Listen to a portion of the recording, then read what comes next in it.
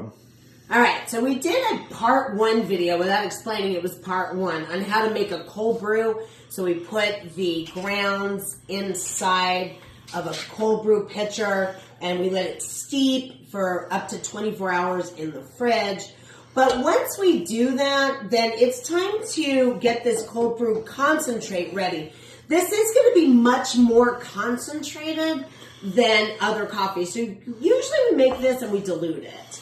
But I want to show you that even though now it's a gorgeous, beautiful color and we used a very coarse ground, there could still be some sediment in there, some of the coffee that kind of got out of the filter. So I always like to take and just pour it through a mesh strainer. And if you look at the mesh strainer, you can see that there's a little bit in there. Those are kind of the bigger chunks. If you're very sensitive to texture, and remember this is going to be very thick because it is a cold brew, you can also take like a piece of cheesecloth.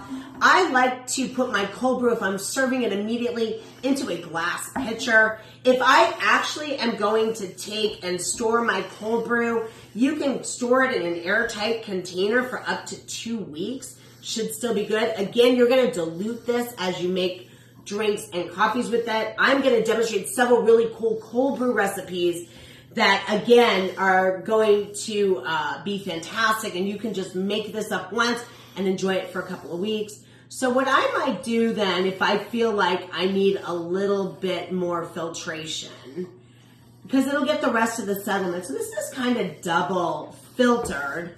And actually there's not a lot of sedimentation on this because we use such a super coarse grind.